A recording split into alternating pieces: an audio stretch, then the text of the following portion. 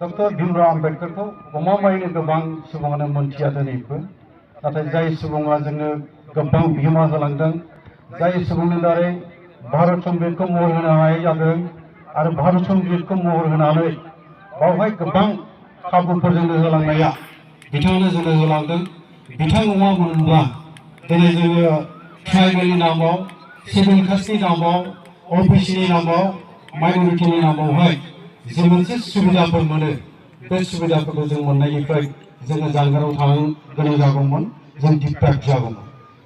गुबैहाय doctor Bhimrao आम्बेडकरा बै समनि महाराष्ट्र आथिखालाव मध्य प्रदेश जाबाय बेनि रत्नागिरि होननाय मोनसे जायगा आरो बे जायगानिनो मोनसे माहाव होननाय बावहाय बे जोनोम जादोंमोन आरो खोब गाज्रि मोनसे बै समाव नेवसिजानाय नासयजानाय गादबजानाय मुगैजानाय मोनसे ओरैनोबा हरिजन होननाय जायो बिथांमोनखौ बुङो बे थाखोनि न'खरावहाय बिथाङा जोनोम जादोंमोन आरो बै समाव भारत हादरावहाय हारि बा धोरोम बासिलायनाय बे दङमोन। जाय समाव ब्राह्मण क्षत्रिय बैश्य आरो शूद्र होननाय हारि राननाय थाखो राननाय दङमोन।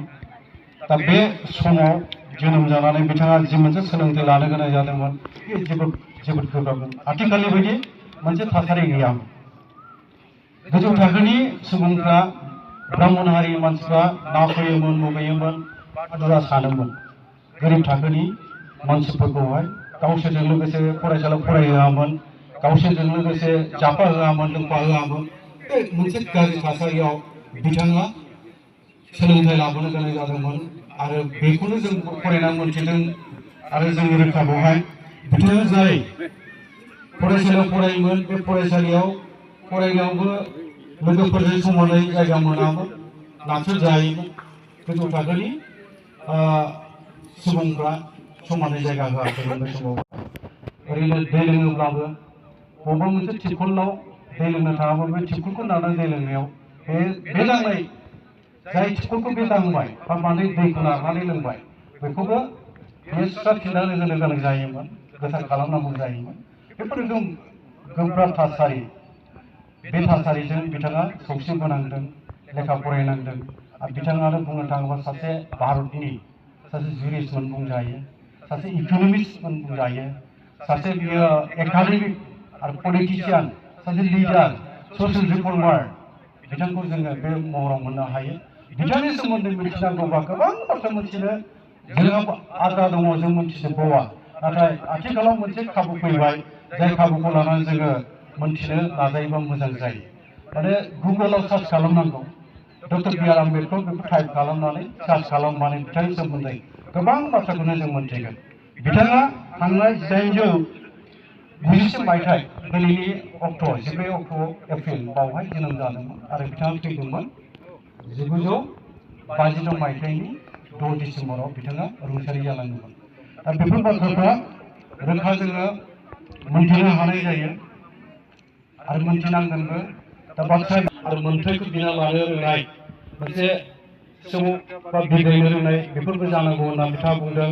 आरो मोनसे गौथुम माने जोङो जयै खौसेयै खामानि मावनो रोंनायनि बाथ्राखौ बिथाङा बुंलांदों आरो बिसोरनि रावैहाय माखासे सोलोंथाइनि सायाव बाथ्रा बुंलांनाय जोङो रोखा जायो। बिथाङा लेखा रोंनाय साफ्रोमबो भारतनि नोगोरारिफोरखौ बेखौनो लेखा रोंजानो बा लेखाखौ रोंथारनांगौ साफ्रोमबो सुबुङानो भारतनि नोगोरारिफ्रानो बेनि सायाव गोबां जोंनो बाथ्रा बुंलांदों, बिहोमा होलांदों, नाथाय जोङो मावफुंनो हायाखै। आरो बिथांनि बुंलांनाय बाथ्रानि बेसेन गोसा जि मोनसे बाथ्रा बेफोरखौ जोङो बेसेन होनो रोंबावाखै, मोनथिनानै लानो गाहाम जागोन। आरो ओंखायनो आंनि खावलायनाय थाबाय मोनथिनानै लानो नाजानांगोन। आङो दिनै खावलायबोगोन बेनि प्रग्रामखौ जोङो बेबायदि जयै खुंजाबनो गोनां जानायाव बारा ओंथि गोनां जागोन बायदि आं मोनाखिसै। बाथ्राया जाहैबाय बिथांनि सोमोन्दै मोनथिहोनांगौबा माखासे मोजां सुबुंफोर स्पक्स पार्सनफोर लाबोनानै जोङो खालामनो गोनां जायो। आंनि लुबैनाया बे फैगौ बोसोरावहाय एसे आलादायै खुंनो नाजानो साननाय जादों आरो समखौ जों गोरोबनानै लानांगोन। मानोना जोंनि जायगानि सुबुंफ्रा दिनैनि बे अक्ट'आवनो बैसागुखौबो बरायो आफादसे जोङो बे सासे गेदेमा सुबुं बे सुबुंखौबो जोङो जोनोम सानखौ जों फालिनांगौ जायोबा बावहाय जोङो समखौबो गोरोबनो हाया बिदिबो मोननाय जादों। दा बोरैबा साबसिन जायो एसे जों रायज्लायनांगोन आरो जोङो माहारिनि गथ'फोरनि दैदेनगिरिफ्रा सांग्रां जानांगोन सिगांबोनांगोन।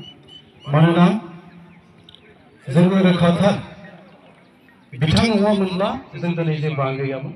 दिनै भारतनि संबिजिताव गोग्लैसोनाय जोङो ट्राइबेल माहारि बा शेड्युल कास्टनि मानसिफोर बा ओबिसिनि मानसिफोर बा माइनरिटि मानसिफ्रा जि खाबुखौ मोनदों संबिजिताव खाबुखौ जोंनो होलांदों बे खाबुफ्रा बिथाङानो बै समावहाय जोंनो खालामनानै गालांनाय बेखौसो जों दिनै मोनबाय थादों। जोङो जे 10% एसटिफ्रा दिनै खाबु मोनो बे 10% खाबु मोननाया बिथाङानो बानायनानै गालांखानाय आरो बिथाङा जोंनो बेखौ बानायनानै संबिजिताव बे मोन्थायखौ होलाङामोनबा बा खालामनानै गालाङामोनब्ला दिनै जों जेबोआनो जायामोन। दा ओंखायनो बिथाङा जोंनि थाखाय गोसोखांजाथाव मानिजाथाव सुबुं आरो बिथाङा नैबे बाथ्राखौ बुंदों जों लेखा गोरों जानो हागौ नाथाय जोंनि आखल आखुफ्रा मोजां नङाबा आखल आखु गैजायाबा बै लेखा गोरों जानायाबो ओंथि गैया होनना बिथाङा बुंदों। लाथिख'सो होनना बिथाङा बुंदों। बिथाङा मा बुंदों without मरेलिटि the value of education is zero। बिथाङा बे बाथ्राखौ बुंदों। माने आखल आखु गैयाबा सोलोंथाइनि बेसेना लाथिख'सो होननानै बिथाङा बुंदों। बेजों मा फोरमायनो थांदों बेखौ जोङो गोलाव बेखेवनांगौ दं होननानै बा गुवारै बेखेवनांगौ दं होननानै आं बुंनो सानाखै। मानोना जों मोनथिगोन बेखौ मा बुंनो नागिरदों without मरेलिटि the value of education is zero। बिथांनि बुंनाय राव बेयो। ओंखायनो बेफोर बाथ्राफ्रा मा फोरमायनो नागिरदों मा बेसेन दं बेफोरखौबो जों बिजिरनो नायनांगोन। दा बे फारसे जोङो सिगांलांनांगोन आरो दिनै जोङो जोंनि गुदि मोनथाय फान्डामेन्टेल राइट्सनि बाथ्रा आरो जोंनि कनस्टिटिउसन राइट्सनि बाथ्रा हिउमेन राइट्सनि बाथ्राफोरखौ जोङो बुङो खुगाजों। दा संबिजिताव लिरनाय दं होननानै बेखौ जों ओरैनो मोननाय नङा।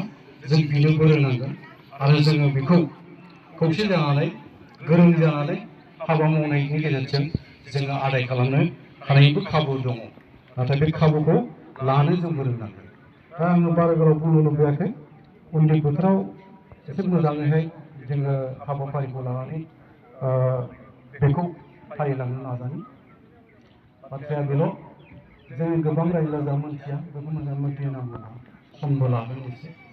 आरो दिनैहाय बिथांनि जिउमा बा बिथांनि जोंनो होलांनाय बेखौ लानानै जोंहा बिथांनि फारसे सिबिनाय मान बावनाया बे जौगाबाय थानांगोन। आङो नुबोदों जे जाय सुबुंखौ मान होनांगौ जाय सुबुंखौ सिबिनांगौ गोसोखांनांगौ जों बेखौ बावनानै थाबोदों गोबां सम। बारा गोबावथ' जायाखै दिनैसिम बोसोरब्रै जाबाय नामा जोङो बालिगराव गिबि लाजेनदों।